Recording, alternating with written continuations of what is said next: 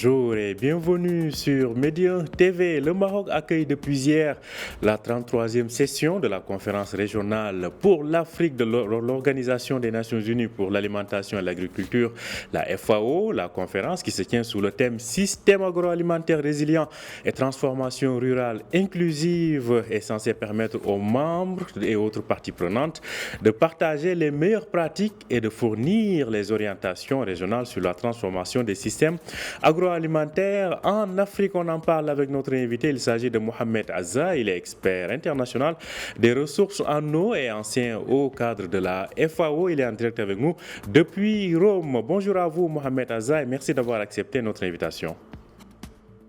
Bonjour, monsieur Omar Baldé. Mon nom, c'est Bazza. Bazza, bien évidemment, effectivement. Mohamed, donc Bazza. Alors, cela dit, revenons donc, commençons par les enjeux de cette 33e session donc, de la conférence régionale de la CEDEAO, de la FAO en Afrique. Qu'est-ce qui est attendu de façon concrète à l'issue de cette conférence? Je dirais que cette conférence, d'abord, la conférence, elle se tient tous les 2 ans, la conférence de la FAO régionale, la conférence régionale, et puis les autres années, les années où il n'y a pas les conférences régionales, il y a la conférence mondiale. Et cette conférence qui se tient cette année au Maroc, donc, elle se focalise sur la transformation des systèmes agroalimentaires donc, en Afrique. Pour les rendre plus efficaces, plus résilients, plus inclusifs, etc., plus durables, en vue de répondre aux besoins donc, alimentaires pour la population de l'Afrique qui s'accroît et qui se trouve devant un défi de manque alimentaire parfois. Et donc, si on veut résumer un peu les enjeux de cette conférence, ça serait un peu la sécurité alimentaire et la souveraineté alimentaire de l'Afrique en général.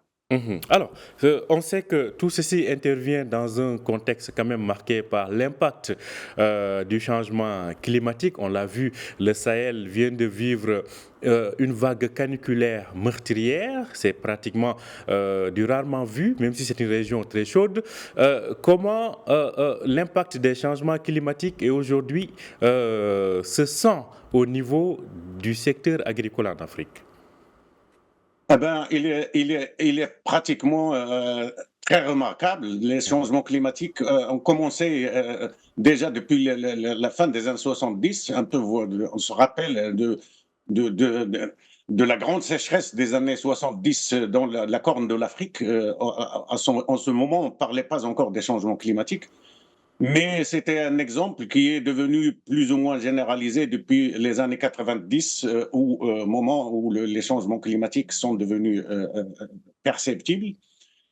Et parmi les défis donc, de l'agriculture africaine, c'est justement de s'adapter au changement climatique.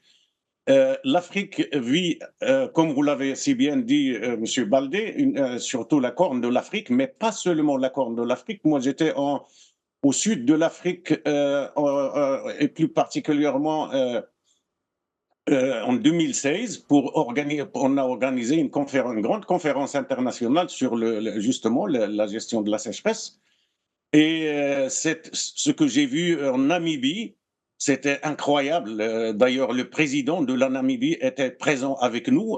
Il a passé toute la journée et il nous a raconté un peu même lui-même la situation du pays avec la sécheresse. Ça, c'était c'était la troisième ou la quatrième année de sécheresse dans la Namibie et les pays environnants. Et puis, comme vous avez mentionné, ce qui se passe maintenant dans la Corne de l'Afrique, où on parle de quelque chose comme 6 millions à 8 millions de personnes affectées par la sécheresse. Et le problème pour la sécurité alimentaire et pour le besoin, disons, de pays, etc., il n'y a pas que la sécheresse, il y a aussi des conflits. Il y a beaucoup de conflits internes, notamment au Sud-Soudan entre les différents pays, mais aussi des conflits internes, notamment au Soudan, ce qui se passe. J'ai entendu que les Nations Unies demandent maintenant une aide de 3 milliards de dollars pour les Soudanais ou pour le Soudan, où il y aurait quelque chose comme 8 millions de réfugiés internes et dans les pays voisins. Mhm. Ça, c'est juste des exemples de ce qui se passe un peu, en plus de crises mondiales, notamment par exemple la guerre entre la Russie et l'Ukraine, qui se trouvent être les pays d'où beaucoup de pays africains importent leur blé, et qui se trouve que maintenant, beaucoup de pays n'arrivent pas à importer leurs céréales, donc les céréales dont ils ont besoin, d'où la nécessité de produire localement pour avoir la souveraineté alimentaire, et aussi parce que justement, l'Afrique regorge de ressources pour produire, bien qu'il y ait la sécheresse dans certaines parties de l'Afrique. L'Afrique regorge de ressources en eau, par exemple. L'Afrique subsaharienne n'utilise même pas 10% de ses ressources en eau. Et Justement, donc, si aujourd'hui on revient à la conférence et par rapport aux solutions qui peuvent être attendues, les solutions concrètes pour faire face à cette problématique donc d'adaptabilité de l'agriculture africaine, qu'est-ce qui se propose ou qu'est-ce qui apparaît comme solution? ah ben, les solutions ne manquent pas. Les solutions, il y en a beaucoup. Il y en a des solutions d'abord politiques, d'ordre politique, où il faut mettre en place des politiques appropriées qui, qui visent donc des objectifs qui soient pratiques et importants, dont la durabilité, la résilience, la souveraineté alimentaire, la sécurité alimentaire, etc. Donc il faudrait qu'il y ait des politiques qui se basent sur ça pour commencer. Il faut qu'on ait la réglementation qui est nécessaire, mais qui existe déjà dans la majeure partie des pays. Mais il y a aussi l'infrastructure. L'infrastructure de base est extrêmement importante, particulièrement la mobilisation des ressources en eau, euh, dans laquelle, par exemple, le cas du Maroc se trouve être un bon exemple, qui a investi depuis les années 60 dans la mobilisation des ressources en eau, et c'est grâce à ça qu'une certaine sécurité alimentaire a été assurée donc, dans le pays. Donc, en plus de l'infrastructure de l'eau, mais aussi l'infrastructure en général, même routière, etc., est très importante donc pour le désenclavement, pour faire arriver donc les intrants, le travail du sol, la fertilisation. Par exemple, les pays d'Afrique, de par leur nature, sont drainés, lessivés, ils sont pauvres en certains éléments, particulièrement le phosphate. Et donc, on ne peut pas produire de l'agriculture sans avoir des intrants importants, et en particulier les phosphates. Donc, il y a toute une panoplie de mesures d'ordre politique, d'ordre légal, d'ordre technique, etc., qui doivent être mises sous forme de package au niveau national, mais aussi il faut qu'il y ait une coopération au niveau régional, au niveau de coopération entre pays, pour s'entraider, parce qu'il y a une complémentarité entre les pays. On vient de parler de pays où il y a une pénurie d'eau et d'autres où il y a des excès d'eau. Donc, il y a beaucoup à faire en Afrique pour pouvoir exploiter les ressources qui existent, les exploiter de façon durable et les exploiter pour les Africains par eux-mêmes et pour eux-mêmes.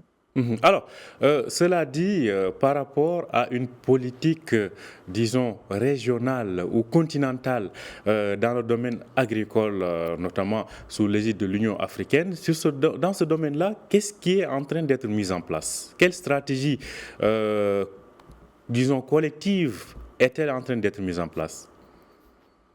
Ben, il y a eu beaucoup de tentatives pour la mise en place de programmes cohérents un peu pour l'Afrique. Je ne sais pas si vous vous en rappelez, il y a un moment donné, il y avait le NEPAD avec l'Union africaine du temps de l'OIA déjà. Il y avait Le le nouveau NEPAD qui a partenariat pour le été développement de développé. l'Afrique. Voilà, il a été développé. Malheureusement, pour des raisons de conflit, des raisons de politique, etc., ça n'a pas abouti. Il y avait beaucoup d'espoir sur ça.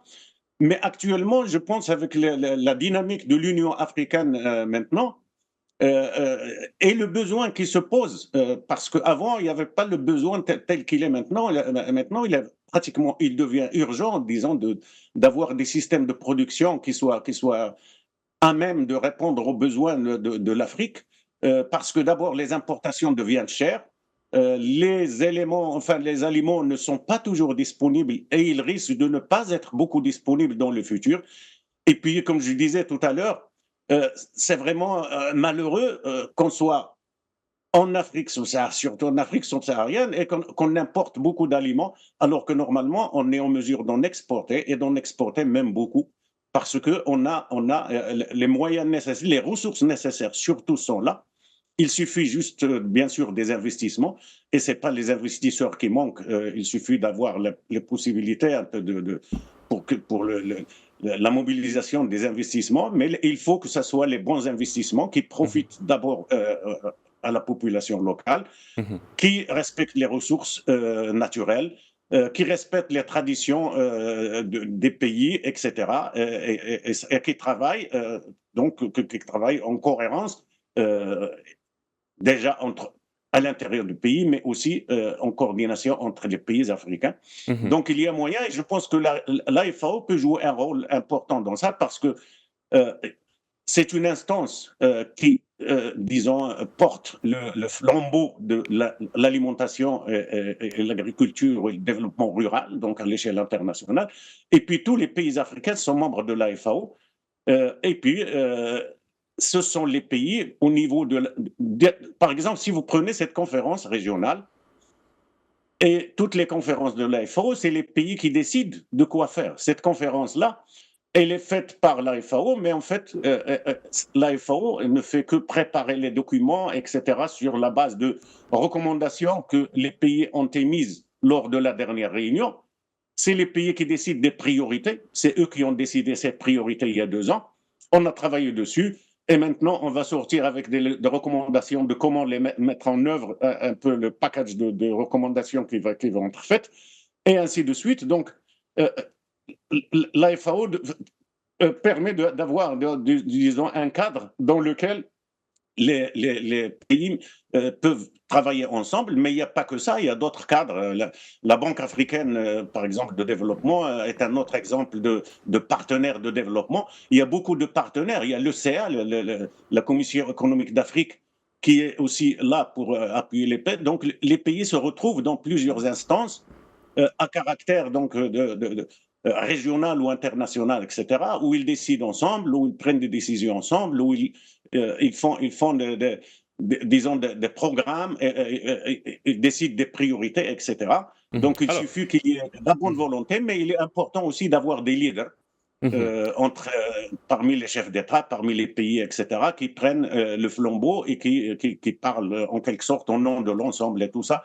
Ça, Mhm. c'est aussi important d'avoir des pays comme ça. Alors, cela dit, on sait qu'il y a de cela 10 ans, presque jour pour jour, le Maroc avait accueilli une conférence assez similaire. À l'époque, c'était pour partager son expérience du plan Maroc vert avec le reste du continent. Alors, justement, aujourd'hui, il n'est plus question du plan Maroc vert, on est au plan, la stratégie de la génération green.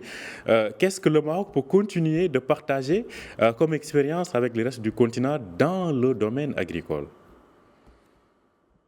Oui, je pense que le Maroc, d'abord, le Maroc a démontré un peu la volonté d'appuyer les pays africains, et ça date pas d'aujourd'hui. Je pense, moi, quand j'étais, depuis que avant de travailler à l'AFO, j'étais professeur à l'Institut agronomique et vétérinaire Hassan II, depuis 1979 actuellement. Et pendant les années 80, 90, etc., jusqu'au moment où j'ai quitté en l'an 2000, on avait toujours 10% des étudiants qui étaient issus de pays africains, de l'Afrique subsaharienne, notamment de pays francophones, mais des fois, il y avait aussi quelques éléments de pays anglophones. Et partout où je suis allé dans les pays africains, je trouve des ministres, des gens de haut niveau, des gens qui se développement rural, y compris dans de hauts cadres dans la Banque africaine de développement, qui sont des lauréats de l'Institut agronomique, qui en sont fiers et qui contribuent beaucoup au développement de leur pays et tout ça. Ça, c'est juste pour donner un exemple ancien, mais tout récemment, mais pas tout à fait récemment.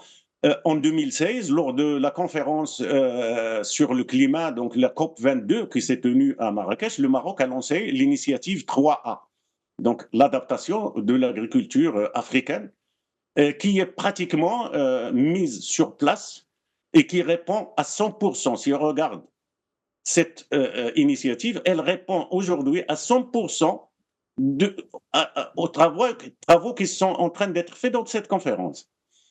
Parce que et cette initiative a été mise en œuvre depuis 2016, elle a été mise en œuvre dans pas mal de pays à travers donc des financements marocains par l'Agence de coopération marocaine, de projets concrets dans un certain nombre de pays pour appuyer l'agriculture, point de vue pour mettre en place, comme je disais tout à l'heure, soit des politiques, soit des mesures concrètes techniques ou revoir un peu le cadre légal, etc.